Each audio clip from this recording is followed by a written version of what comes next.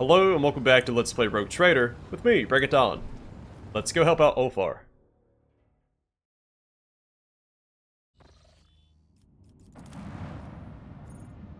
Search Expedition. And we'll leave Incendia behind. Which I might do permanently. I would like to use the Secret Companion for each conviction path. But it's really hard to justify. I know I've brought it up before, but I'm still in anguish about it. If I wasn't romancing Jai, it would be an easy decision. Thank brass for my sharp senses. Virtuous Vindication.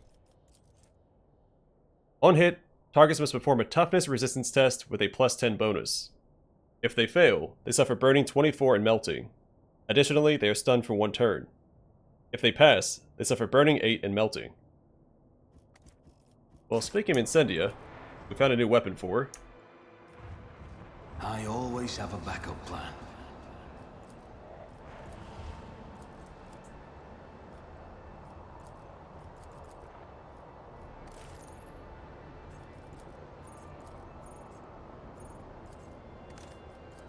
Is there money to be made?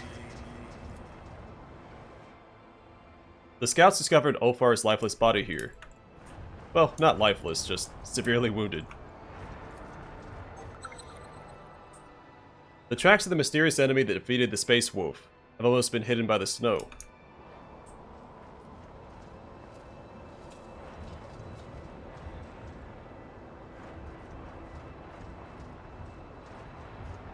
I've faced worse than this.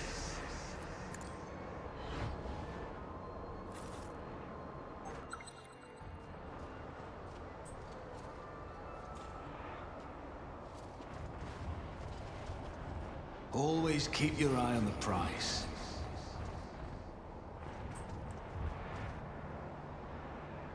Well, we found his pack.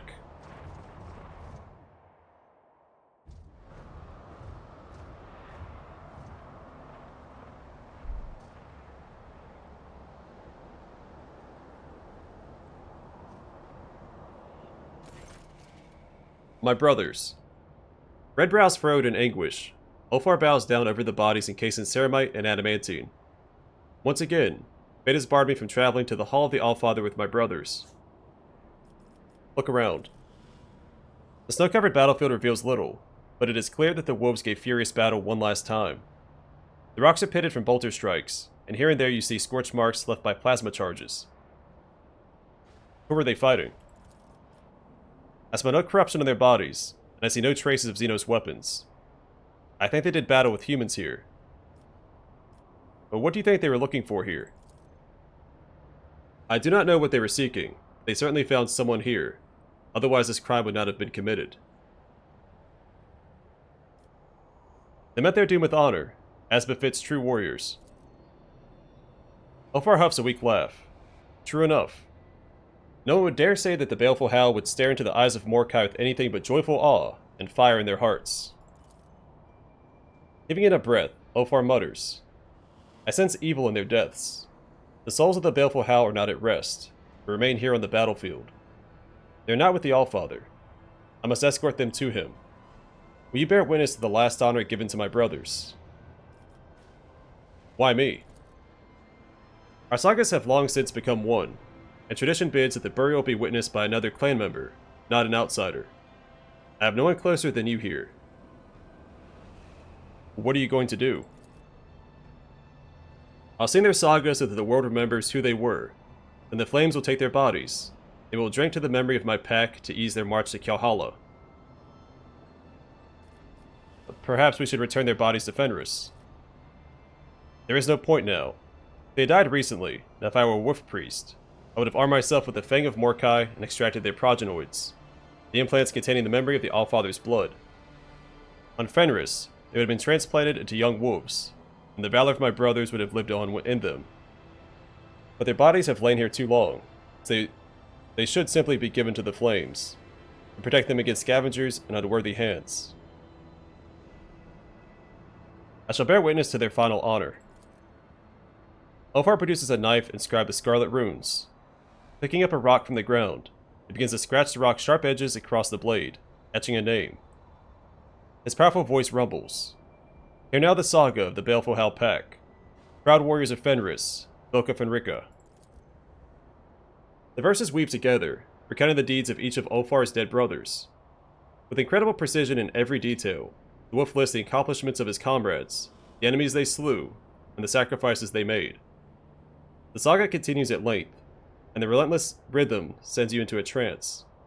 With a grinding screech, the rock is drawn across the knife blade again and again, inscribing one name after another. On the cold world they gave battle, the pack's fierce name never disgracing. So ends the saga of the baleful Howl, and the void thunders with echo unending. Fenris Hjolda. Ulfar is silent for a long time. The etched knife blade slices across his huge palm. Scarlet drops paint the snow. His weary voice rasps. Hear my oath, Allfather. Yelga Thu Ra Ag Yibia? With his bloodied hand, Wolf removes the rune-covered horn from his belt, and from a flask pours something dark and sharp-smelling into it. Let us drink to my brothers, Vader, and then we will build the pyre. What oath did you just swear? It is the oldest oath on Fenris. It translates as, I'll avenge or I'll be forsaken. Point at the horn. What is that? Usually wolves are commemorated with Miad, but I'll have to settle for something I made myself. A few poisonous herbs from Yanis, some rare toxins traded on footfall. Maybe this brew will overcome the physical might of an Astartes. Ulfar smiles sadly. How I wish that my omen would prove a lie, and that my libation would sour without ever being tasted. It sounds like you're asking me to drink poison. I'm not a madman. It is a strong brew, but it will not kill you. It shouldn't, at least. But it may envelop your mind in a haze of dreams. Do not believe everything you see. The visions may have been sent by the Allfather, or by someone less worthy. Why would we drink that? Custom. Back when Lehman Roos was still young, did not yet know the Allfather, he found himself in the lost village of the Wave Raiders clan. They had all been slain by monsters, and their souls now wandered the ruins of their homes, crying out for vengeance. Lehman Roos could not speak to the dead, comfort them, or grant them peace, because he was alive, and they were not. Then he brewed a mixture of poison herbs and drank himself almost to death. The light in his eyes faded, and the figures of the dead appeared before him in the darkness. Roos swore an oath of vengeance before them, and the fire of resentment in their hearts went out. We've been giving our dead the same send-off ever since. Accept the horn and sip. Feast well, wolves.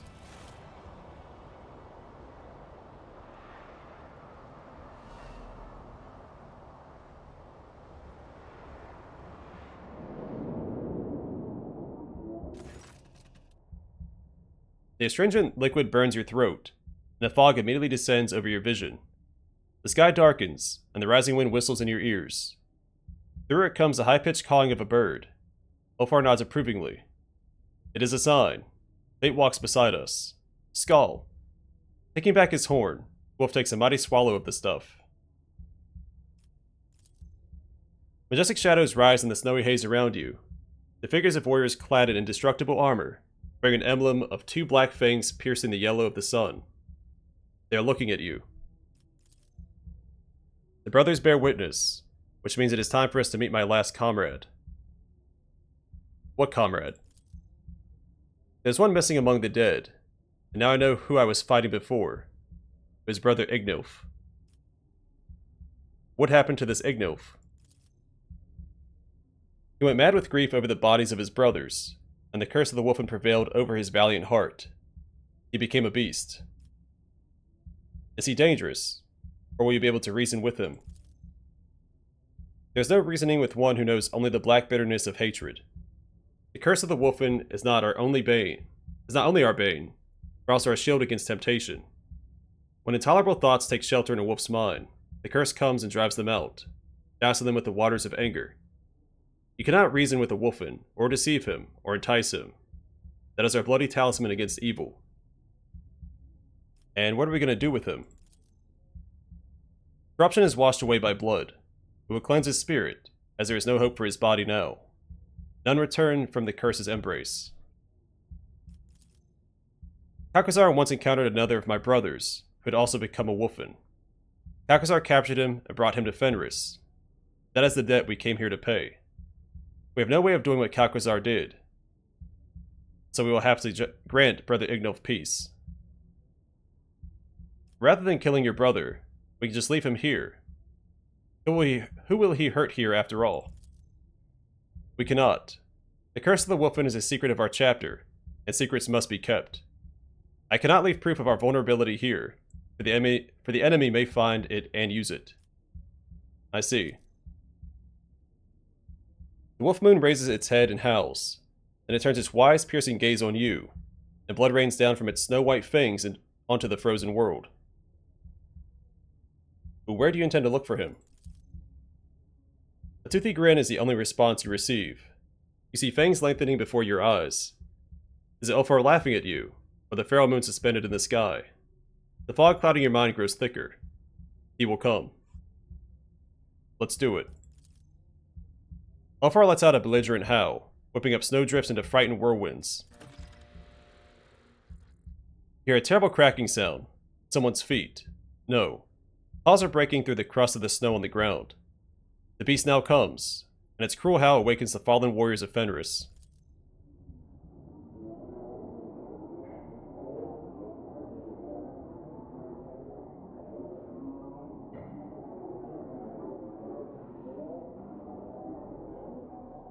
Fenris thirsts for vengeance.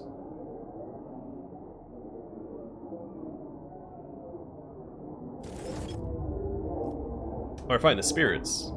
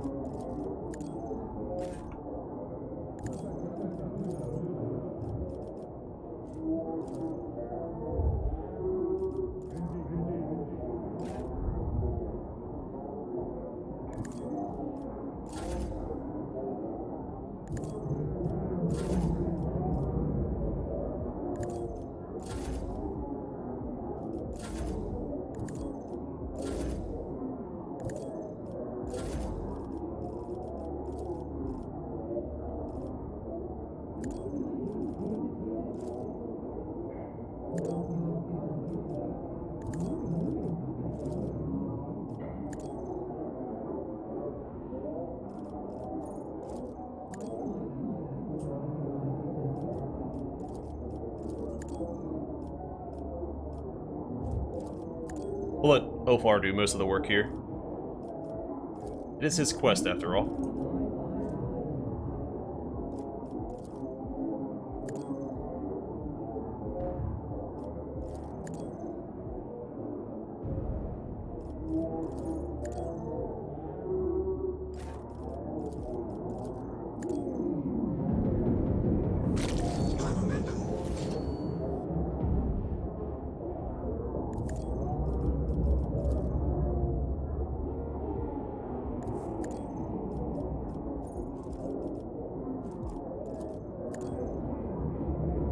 Oh, I didn't see their names.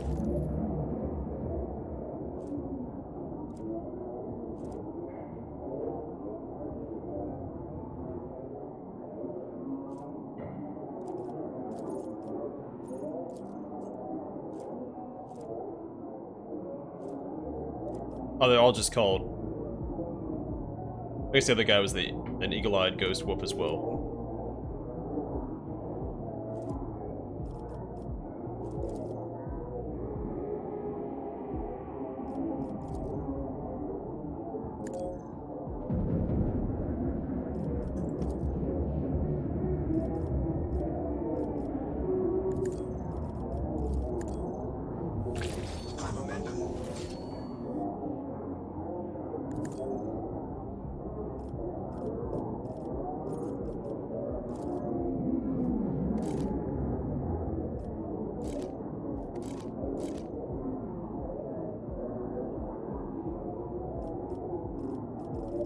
Oh, forgot to activate this again.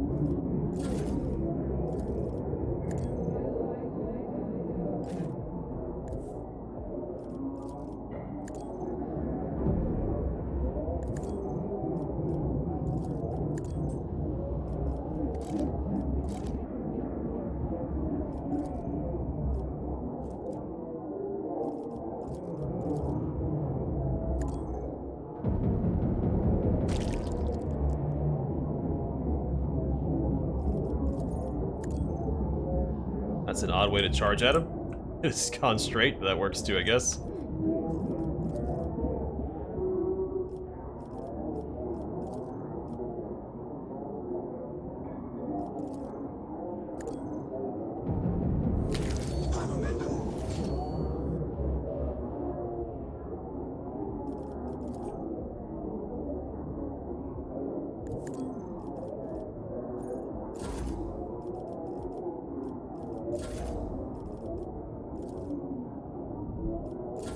Like I said, I'm going to have Ulfar do most of the work. In this case, I'm going to have him do all the work.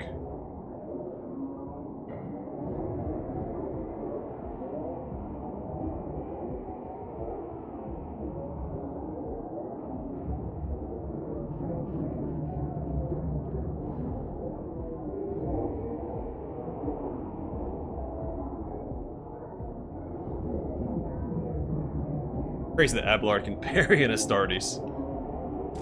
I guess he parried a Defiler before, so it's not that crazy.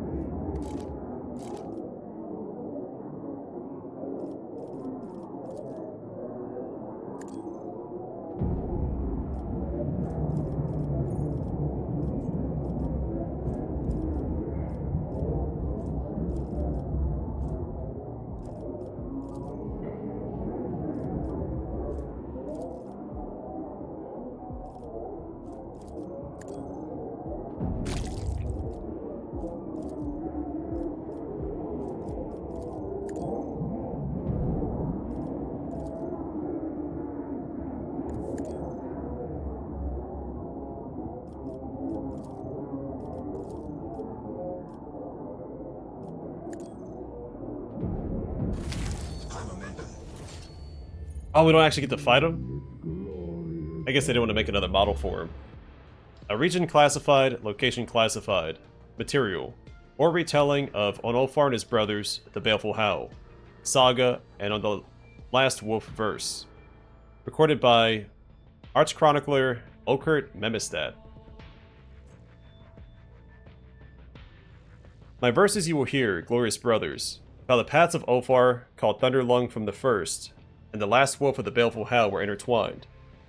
Over his brother's cold body standing, Ulfar the hard-armed proclaimed to the sky their glorious sagas, and his last homage paid to those warriors proud, as his witness taking, his companion of the line von Valancius.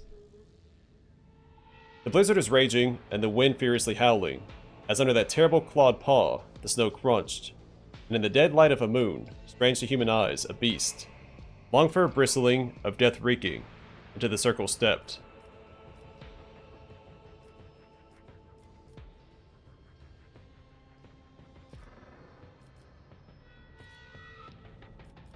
Terror and awe the beast's form roused.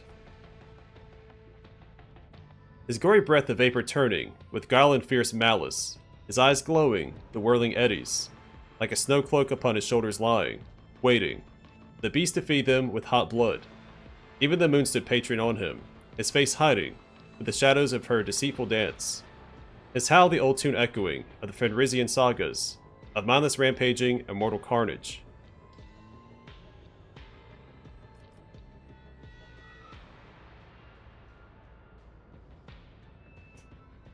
We could bring the whole retinue, or just me and Ulfar.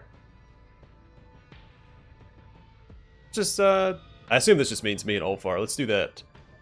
The Allfather's call two summoned to battle against the beast. You did not fear to meet me, perfidious spirit, who the name doppelgrindle claims. As ye have not learned from the last battle, that you paid for it with gouged eye. So spoke Ulfar Thunderlung, and the beast replied, of your spoils you boasted to the priests in vain, Ulfar Everlost. My body alone you wounded, but I your spirit maimed, and your weird crippled. Then came the turn of the Ape Fodder to speak.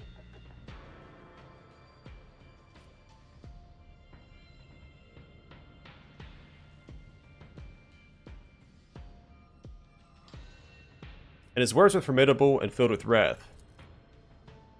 The grin was merry and full of bloody joy. For your insolence you will pay with tears and blood. So answered the dread spirit.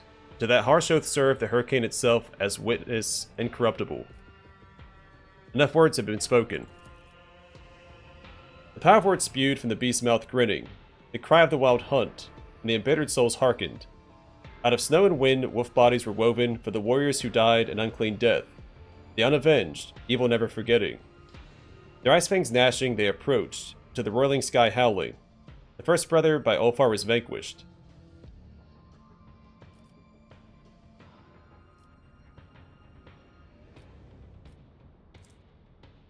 Against the second went Von Valancius the Brave.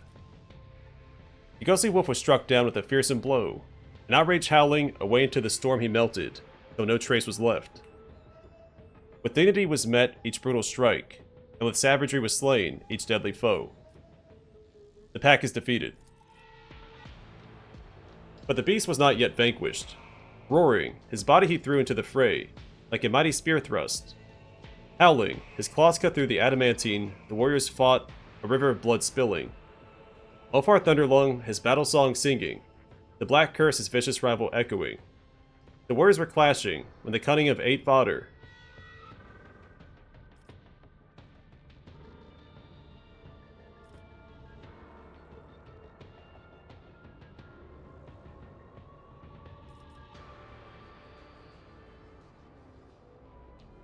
This is really cool art. Stepped back, to his ally granting breath to strike. Ulfar held no fear that his strike broadly sweeping, his ally would catch in a glancing blow. He fought mercilessly, his heavy swing scribing scarlet runes upon the snow. To his knees the beast fell, and suddenly about his grey lips a smile played, of guile and fear. Upon the 8 fodder fell the wolf's fiery gaze. By the power of icy Fenris, I do curse you. If you look into the past, you shall see only deceit. If you look into the future, you shall see only treachery. The false friend's dagger shall open your breast. The arrows of deceit's wrought shall pierce your back. So spoke the 8 fodder, the spirit born in sorrow cursing.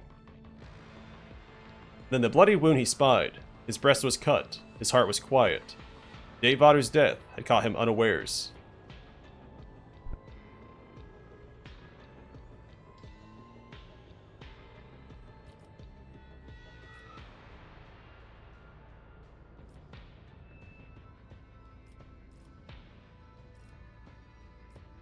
Let's go with coercion. Fight boldly on, my brave brother Ulfar. You'll taste this victory alone. Oh wow, I failed it.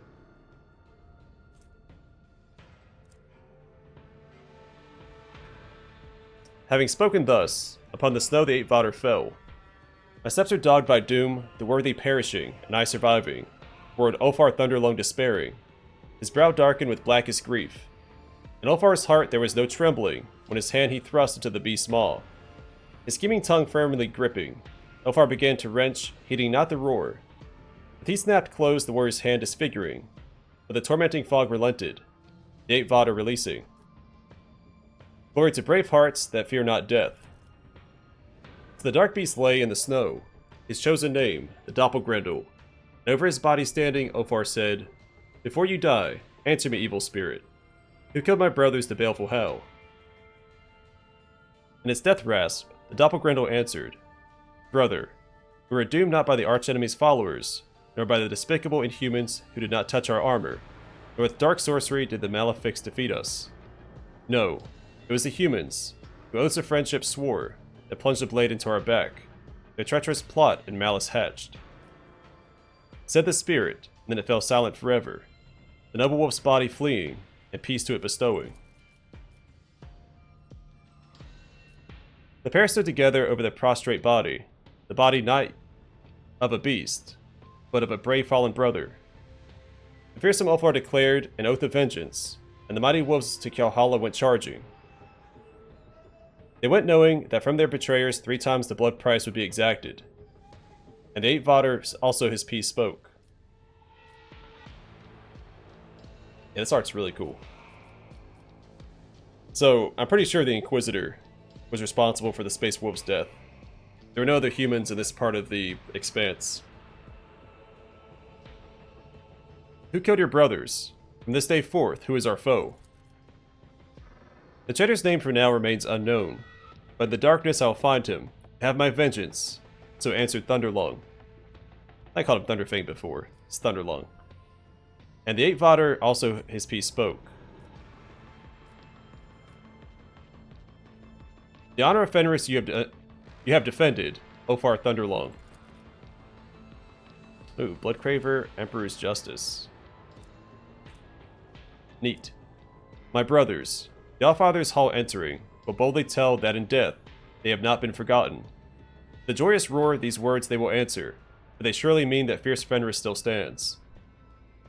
So Ulfar's mighty word was spoken, and proud funeral dirge was sung. His brother's weary body, cursed by grief, from his carapace was freed, and laid upon the pyre. The old spinners weave the weird thread cruelly, no inquiries or entreaties accepting. Ulfar Thunderlong cast his gaze, and clearly he beheld the end of his trail. Know, my brothers, that my heart will have no peace until I see you in Valhalla. I hear your laughter and your proud war cries. I'll carry them into the darkness for the baleful howl. Many foes I will smite to glorify your deed.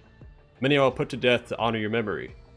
When to the ground I fall, mortally wounded, you'll meet the lone wolf in Valhalla. Did he think to return to Thorvald's pack? No, he would betray his brother's memory. The name of the baleful howl would not be forgotten, but the last had not yet fallen. Honor the lone wolf's stern pledge.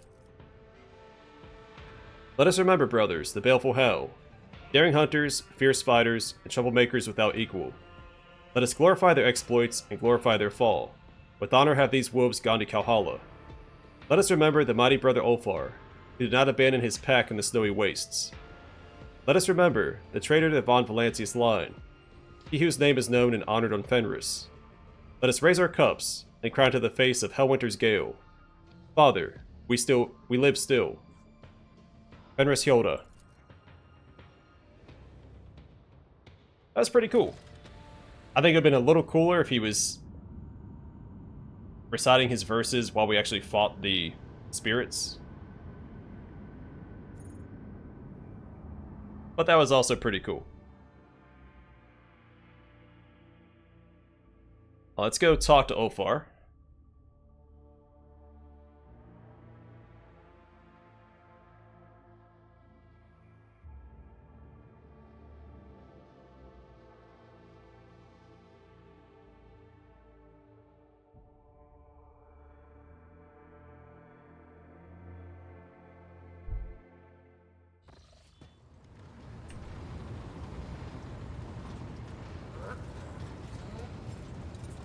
Let's look at his equipment first. Alright, so we got Emperor's Justice. Allies auto-dodge the wearer's burst attacks. Over-penetration of wearer's weapon is increased by ballistic skill %.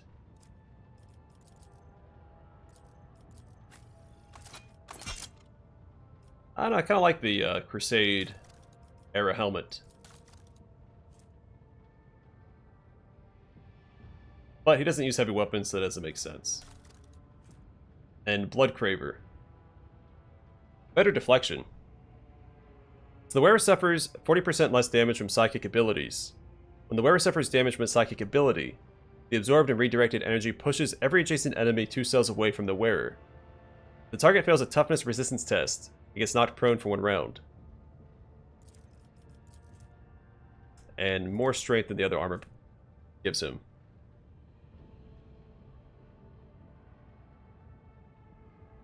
They both have a melee range effect. Oh, that's pretty sweet. This one doesn't have the Morkai motif on the back. That's pretty radical. Let's talk to him. Et Vater, witness to my oath, I greet you with honor. He helped Ulfar embrace the path of the lone wolf. Something has changed in Ulfar. His features have become starker, sharper, and the merry glint in his eyes has lost its sincerity. He is grimmer now, and his Skjald's voice has gained a funereal hoarseness.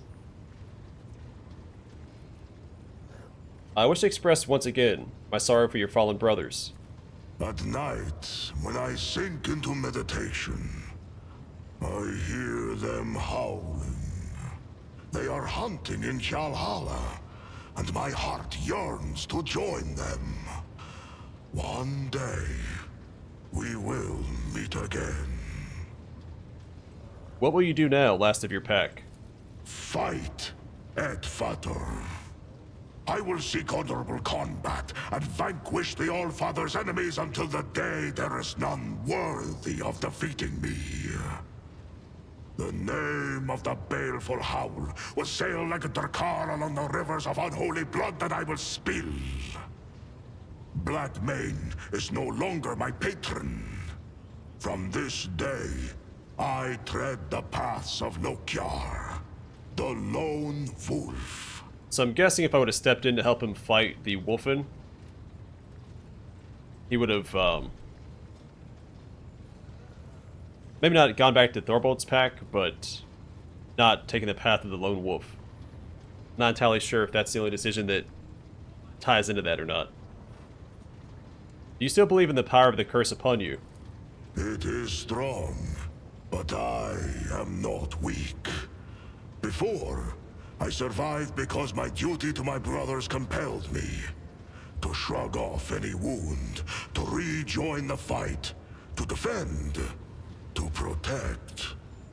Now, that duty is gone, and nothing is holding me here. How did you come to terms with your solitary fate? When rage overcame me in the reaving Tempest's Spire, you told me that it was my duty to avenge the fallen, to slay Xenos. And you were right. Whether I am alone or with my brothers, my duty remains unchanged. Like a spirit of Wyrd itself, you showed me my path, Edfater, while my eyes were still closed to it. I saw strange things during the battle. Was it a mirage or warp influence? Dreams brought on by Mjord mixed with reality and the spells of the doppelgrindle. How can I say what was true and what was a mirage? Were we fighting against a spirit or against my deranged brother? Did the ghosts of the fallen rise up beside us to weigh our valor on the scales of honor? Or did the drug make us do battle with the wind? It is all true, Edfater, or perhaps none of it was. The people of Fenris have long known how thin the line between what is real and what is legend. And we were in a legend. And we still are. I wish you good hunting, Avenger. Should you hear a howl of triumph in the night, know that I am on the path of retribution. Fenris Hjolda, Edfater. That's a really cool quest. I mean, of course, I'm a little biased. I love the Space Wolves. Alright. Oh yeah, let's give, what's her face? I think we stop using this one. It does more damage, but we lose the AoE attack. This gives us an AoE attack. Did we get rid of the other one? I think we did. It might still be in the cargo.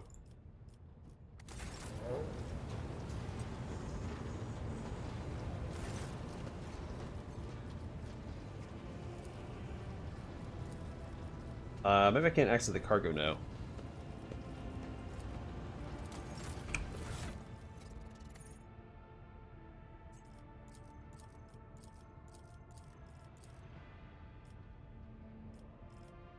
Alright, now what I wanted. How do I get to cargo?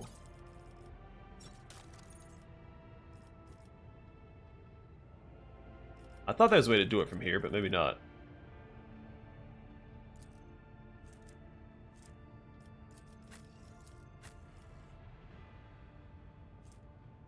I guess we just give her that. But the melting effect will be nice. So she can apply the melting effect, swap to her big melta, use concentrated fire and the AoE attack and do more damage. Possibly, you know, one-shot some enemies, because she's had a little bit of trouble doing that. Alright, I'm going to call it here. Next time we will proceed further into this region of the Expanse and head to the next system. But for now, thanks for watching. I hope to see you guys in the next one.